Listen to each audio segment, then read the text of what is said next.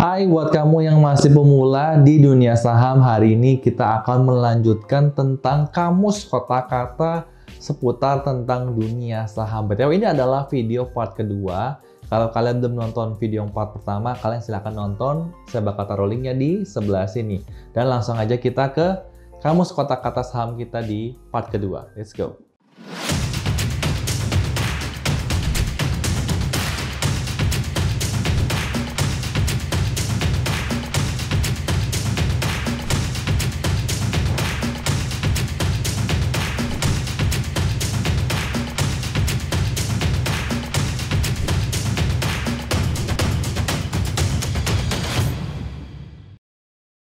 Yang pertama adalah FOMO atau singkatan dari Fear of Missing Out. Dalam bahasa Indonesia yang diartikan adalah orang-orang yang mereka ketakutan ketinggalan kereta di mana harga sahamnya naik kenceng tapi dia belum beli dan akhirnya dia beli di harga mahal.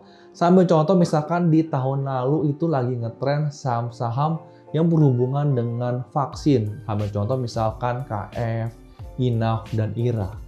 Tapi kenyataan yang pahit adalah di saat vaksin pertama disuntikan ke presiden kita, Pak Jokowi, justru saham KF, INAF, dan IRA itu pada ARB. Dan masalahnya ARB bukan satu hari, berturut-turut. Banyak orang yang nyangkut dan akhirnya bahkan cut loss dan bahkan mau cut loss pun tidak bisa karena harga sahamnya terus ARB.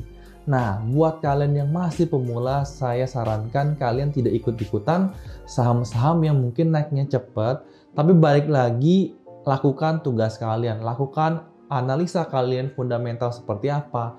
Apakah kinerja perusahaan yang bagus, apakah ada corporate action yang bagus, baru kalian putuskan beli. Bukan karena ikut-ikutan orang lain, dan bukan karena FOMO. Yang kedua adalah kata pom-pom. Saya nggak tahu kalian sering dengar nggak kata pom-pom. Pom-pom bukan gendut-gendut, bukan ya. Nah, pom-pom di sini adalah orang-orang atau influencer yang mungkin membanggakan satu dua saham yang mungkin bikin di Instagram, bikin di TikTok, atau bikin di YouTube. Mungkin mereka bilang, wah saham ini besok akan naik, jadi kalian harus beli. Harganya bakal naik 50%, saya bakal all in. Kamu lihat nih screenshot saya udah beli saham ini dan lain-lain ya. Mereka mengompor-ngomporkan kalian buat kalian membeli saham itu. Itu namanya pom-pom. Dan hati-hati apabila Anda yang masih baru di dunia saham dan Anda nggak ngerti saham ini seperti apa sih, saham ini saham bagus atau tidak, fundamentalnya seperti apa, tapi kalian ikut-ikutan orang lain dan akhirnya kalian beli. Hati-hati kalau kamu dipom-pom. Yang ketiga adalah saham gorengan. Maksudnya apa gitu? Apakah saham lalu kita masukin panci lalu digoreng-goreng? Bukan begitu ya.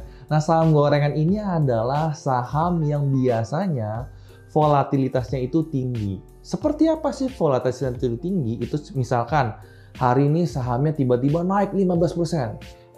Langsung besoknya turun 7% ARB. Besoknya lagi ARB lagi minus 7%. Dan biasanya ini bisa jadi saham yang dipom-pom oleh orang-orang atau investor-influencer. Jadi saham gorengan. Ya, jadi hati-hati buat kalian yang masih baru di dunia saham ini, jangan beli saham gorengan.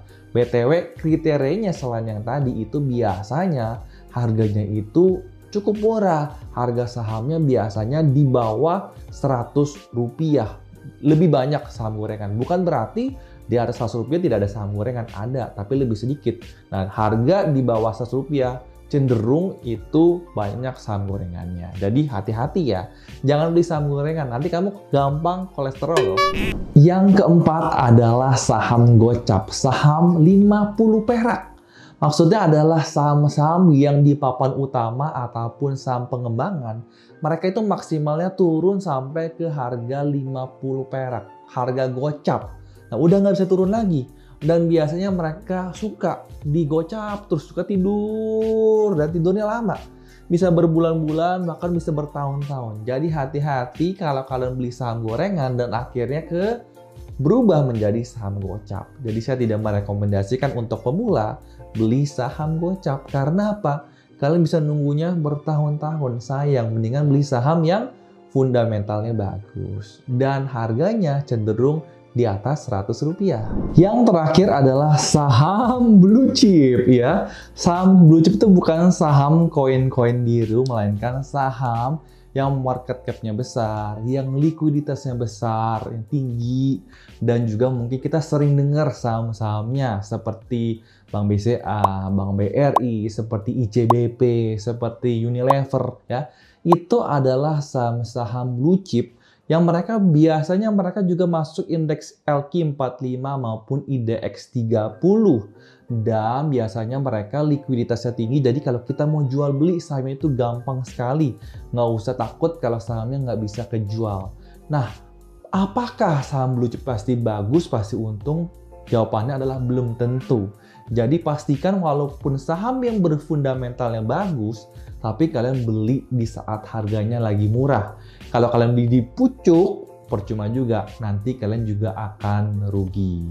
Buat kalian yang ingin belajar lebih banyak lagi kata-kata yang mungkin kalian belum pernah dengar di dunia saham, kalian bisa main ke websitenya snips.stockbit.com. Di situ saya juga banyak belajar dan terupdate tentang informasi-informasi baru seputar tentang dunia saham. Misalkan lagi ada corporate action apakah lagi ada bagikan dividen. Nah, itu hampir setiap hari di Snips ini mereka update berita-berita terbaru.